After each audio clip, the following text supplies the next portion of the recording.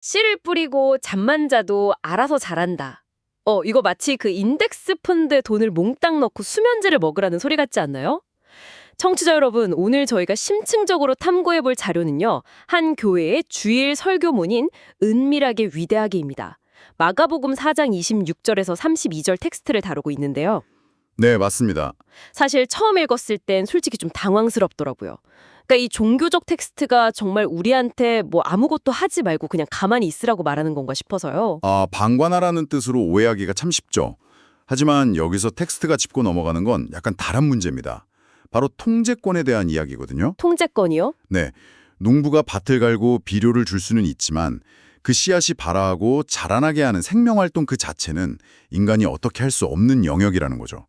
그러니까 심고 가꾸는 인간의 책임은 분명히 존재하지만 맞습니다. 결과는 신의 주권이라는 그 통제 불가능한 영역에 있다는 걸 명확히 구분하는 겁니다. 잠깐 내 역할은 하되 결과는 내 소관이 아니라는 건 알겠는데요. 인간이 결과를 통제할 수도 없고 또 당장 눈에 띄지도 않는데 그 성장을 어떻게 확신할 수 있죠? 그렇죠. 그래서 이 텍스트는 아주 구체적인 물리적 증거를 제시합니다. 바로 겨자씨인데요. 겨자씨요. 그 엄청 작다고 알려진 그거죠? 네, 고대 중동 기준에서 겨자씨는 약 1mm, 그러니까 들깨 크기 정도로 당시 사람들이 아는 가장 작은 씨앗이었습니다. 겨우 1mm요? 와, 무슨 허름한 차고지에서 달랑 컴퓨터 한 대 놓고 시작한 초기 스타트업 같네요. 적절한 비유네요. 그런데 그 1mm짜리 씨앗이 불과 3, 4개월 만에 3m 높이까지 폭발적으로 성장합니다. 3m요? 그 작은 게 그렇게나 빨리 자란다고요? 네, 텍스트는 바로 이 지점을 종교적 세계관의 핵심 원리로 연결합니다.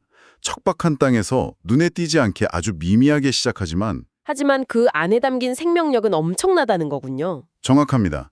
결국 인간의 예상을 뛰어넘어서 폭발적으로 팽창한다는 역설을 보여주는 거죠. 제가 아까 차고지 스타트업 비유를 하긴 했지만요. 사실 스타트업은 보통 거액의 투자금이라도 받잖아요.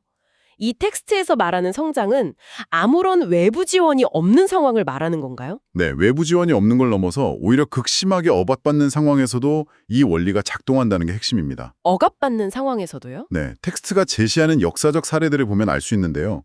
중국 문화대혁명 당시를 보면 당국이 강력한 종교 말살 정책을 폈습니다. 교회 건물은 다 파괴되고 성경은 불태워졌죠. 와, 그럼 표면적인 신자는 거의 0명에 가까웠겠네요. 맞아요. 거의 영명이었죠. 아니, 건물도 없고 텍스트도 없으면 모임 자체가 아예 유지될 수 없지 않나요? 대체 어떻게 살아남은 거죠? 시스템이 강제로 탈중앙화가 된 겁니다. 중앙집중식 건물이 사라지니까 오히려 개별 가정이 아주 은밀한 교회가 되었고요. 건물이 없으니 각자 집으로 숨어든 거군요. 그럼 성경책은요? 책이 없으니까 부모가 자녀한테 텍스트를 통째로 외워서 전수했습니다. 위수족 같은 경우는 아예 신앙을 지키기 위해서 깊은 산속으로 이주해버렸고요. 당국 입장에서는 추적하고 통제할 수 있는 거대한 중앙 서버를 완벽히 차단했다고 생각했겠네요? 그렇죠. 하지만 실제로는 수천만 개의 P2P 네트워크로 쪼개져서 지하로 깊숙이 스며든 겁니다. 그 결과 1980년대 이르러서는 기독교 인구가 무려 1억 명에 육박하게 됩니다. 1억 명이요? 와, 중앙 서버를 날렸더니 오히려 파괴할 수 없는 분산형 P2P 네트워크가 구축되었다는 거군요. 네, 마치 잡초를 죽이려고 윗부분을 무참히 잘라냈는데 오히려 생존 본능이 발동해서 뿌리가 땅속 깊이 뻗어나간 거랑 비슷하죠. 위에서 억누르고 통제하려는 시도 자체가 오히려 유기적이고 통제 불가능한 성장을 촉발한 셈이잖아요. 맞습니다.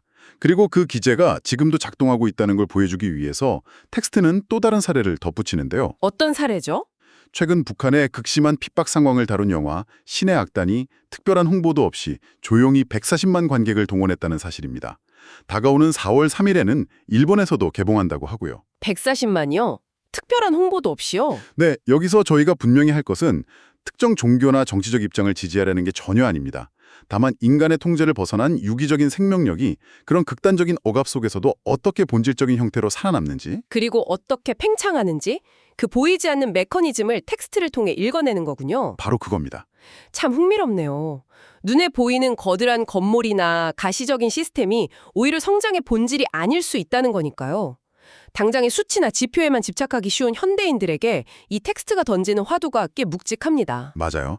텍스트의 철학을 빌리자면 특수 카메라로 촬영한 타임랩스 영상을 보지 않으면 식물이 자라는 걸 실시간으로 느낄 수 없잖아요. 그렇죠. 너무 느리니까요. 가장 위대한 성장은 종종 우리의 통제 밖에서 그렇게 은밀하고 느리게 진행된다는 겁니다. 당장 눈앞에 결과가 보이지 않더라도 그 생명력의 원리를 신뢰하라는 의미죠. 우리는 그저 묵묵히 씨를 뿌리고 추수를 준비해야 한다는 겁니다. 처음에 이야기했던 인덱스 펀드 비유처럼 당장에 요동치는 그래프에 일희일비하지 않고 묵묵히 시간을 견디는 태도가 필요하겠네요. 충치다 여러분, 오늘 탐구를 마치며 여러분께 한 가지 질문을 남기고 싶습니다. 네, 어떤 질문이죠? 여러분의 커리어, 인간관계 혹은 개인적인 목표가 지금 아무도 알아주지 않는 단 1mm의 겨자씨 단계에 있다면 마침내 도래할 거대한 추수의 때를 위해 당신은 오늘 어떤 구체적인 준비를 시작하시겠습니까?